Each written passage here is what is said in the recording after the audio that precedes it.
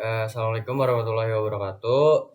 Sebelumnya perkenalkan kita dari kelompok 10. Kita akan mempresentasikan bagaimana alat penangkap ikan lainnya itu beroperasi dan lain sebagainya. Sebelumnya, perkenalkan nama saya Salwa Ambara dengan NIM 074. Saya Haikal Pasya dengan NIM 059. Saya Ulia Nurrahma dengan NIM 090. Saya Nadia dengan NIM 087.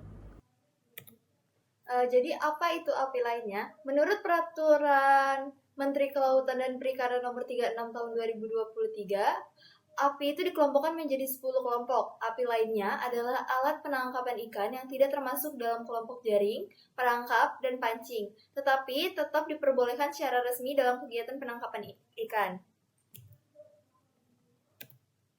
Berikut ini merupakan jenis-jenis dari api lainnya. Yang pertama ada tombak, digunakan secara manual dengan cara ditusukkan atau dilemparkan ke arah ikan. Nelayan biasanya berada di perairan dangkal seperti sungai, rawa, atau pinggir pantai. Yang kedua ada panah ikan, yaitu alat diisi dengan anak panah lalu dikokang dan nanti dilepaskan kepada targetnya. Pengguna biasanya itu menyelam seperti snorkel atau free diving untuk menembakkan panah ke arah ikan dalam jarak dekat. Lalu yang ketiga ada pukat dorong, yang dimana jaring berbentuk kerucut yang didorong secara manual oleh 1-2 orang. Biasanya digunakan di perairan dangkal seperti tepian pantai atau muara sungai. Nelayan akan memegang rangkap pukat di bagian atas, kemudian mendorong jaring ke depan sambil berjalan di air. Yang keempat ada ladung, termasuk alat tangkap perangkap bukan aktif, yang dimana ladung itu nanti akan dipasang di dasar perairan dan diisi umpan seperti ikan kecil atau sisa makanan. Biasanya itu diletakkan di lokasi yang sering dilewati oleh ikan, yang nanti selama beberapa jam atau semalaman baru akan diambil kembali. Yang kelima ada seser, yaitu digunakan dengan cara menyauk ikannya di permukaan atau pinggir pantai. Harus diarahkan ke lokasi ikan yang terlihat oleh mata. Untuk penempatannya sendiri, yang pertama itu ada tombak. Tombak ini digunakan langsung oleh penyelam atau nelayan dari permukaan. Biasanya ditempatkan atau dioperasikan di perairan yang dangkal seperti pesisir, karang, padang lamun, dan muara. Untuk tombak sendiri ini tergolong selektif, hanya ikan target yang terlihat saja yang dapat diambil. Terus untuk penggunaannya tidak boleh digunakan dalam zona konservasi inti atau cagar laut tertentu, kecuali diperbolehkan oleh pengelolaan kawasan konservasi. Yang kedua ada panah, itu biasanya digunakan di perairan dangkal seperti sungai, rawa, danau, atau perairan pesisir. Panah tergolong sangat selektif, di mana ini panah berada di kategori api sederhana. Penempatannya itu mengikuti zona yang diperbolehkan dan menghindari spesies yang dilindungi. Selanjutnya ada pukat dorong, di mana target dari pukat dorong sendiri yaitu ikan pelagis, kecil, udang, atau ikan muda di perairan dangkal. Penempatannya itu dekat pantai, laguna, dan muara. Penempatannya wajib menyesuaikan zona yang diperbolehkan dan menghindari kawasan konservasi inti atau area larangan jenis jaring tertentu. Yang keempat adalah ladung, di mana targetnya ini adalah ikan dasar atau perairan dangkal. Terus ada udang, belut, ikan rawa atau muara. Umumnya digunakan di sungai, danau, rawa, mangrove, area pantai yang dangkal. Ladung juga ditempatkan di alur migrasi ikan seperti hilir sungai, tepi rawa, kanal, gerakan arus masuk atau keluar, pasang surut. Biasanya dipasang berderet atau mengikuti kontur arus. Terus yang terakhir ada seser, biasanya dipakai saat ikan berkumpul di sekitar pelampung atau struktur terapung. Lokasinya ini biasanya ditempatkan di muara, pantai dangkal, tambak, dan perairan karang. Penempatan longgar selama tidak mengganggu alat lainnya, tidak di zona terlarang, dan tidak memanen spesies yang dilindungi. Untuk spesifikasinya sendiri, tombak ini merupakan alat api aktif manual dengan materi baja atau besi dan ganggang yang terbuat dari kayu atau bambu. Targetnya ini merupakan ikan yang gampang terlihat. Untuk lokasi seperti yang sudah saya jelaskan di slide sebelumnya. Untuk dampak itu tombak memiliki dampak yang sangat selektif, di mana dia memiliki low impact. Terus yang kedua ada panah, di mana panah ini termasuk jenis alat aktif manual dengan material yang terbuat dari busur dan anak panah khusus ikan.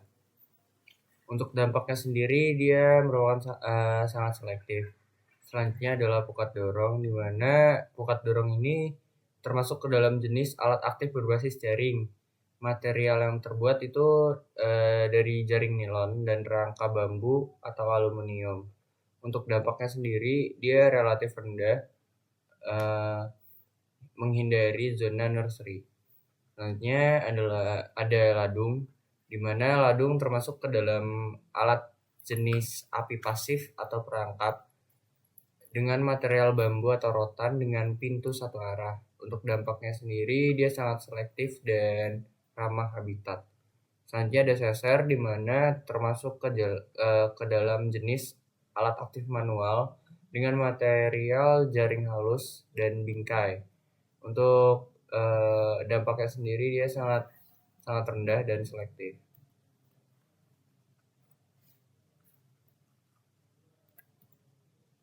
Selanjutnya ada tata cara pengoperasian. Yang pertama ada tombak. Tombak dioperasikan dengan cara melempar dan menusukkan tombak ke arah target tangkapan. Selanjutnya, target tangkapan ditarik dengan tali yang terikat pada tombak.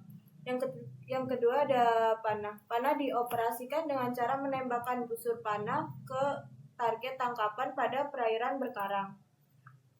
Kemudian yang ketiga ada pukat dorong. Pukat dorong dioperasikan dengan cara membentangkan jaring dan kerangka kemudian didorong dari samping atau depan kapal atau tanpa menggunakan kapal.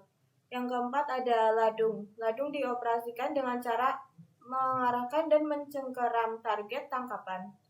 Dan yang terakhir ada seser. Seser dioperasikan dengan cara menyerok target tangkapan tanpa menggunakan kapal di pinggir pantai, sungai, danau, waduk, rawa, dan genangan air lainnya. Kemudian untuk studi kasus, kami mengambil contoh penggunaan api jenis tombak yang banyak ditemukan di berbagai wilayah Indonesia. Yang pertama ada di Raja Ampat, Papua. Masyarakat Arborek memanfaatkan tombak kayu berujung besi untuk menangkap ikan kerang seperti ikan kerapu dan kakap secara tradisional. Kemudian ada di suku Dayak di pinggiran Sungai Mahakam, tombak panjang atau serampang digunakan untuk menombak ikan nila liar, toman, dan baung di perairan sungai yang jernih sehingga ikan mudah terlihat. Dan yang terakhir ada di Lombok dan Sumbawa, nelayan menggunakan tombak bergerigi untuk menangkap ikan pari dan hiu kecil di zona pasang surut. Dari studi kasus ini menunjukkan bahwa penggunaan tombak sangat bergantung pada kejernihan air, keterampilan pemburu, dan karakter ikan target, namun tetap menjadi alat tangkap yang selektif dan memiliki dampak lingkungan paling rendah dibandingkan alat tangkap lainnya.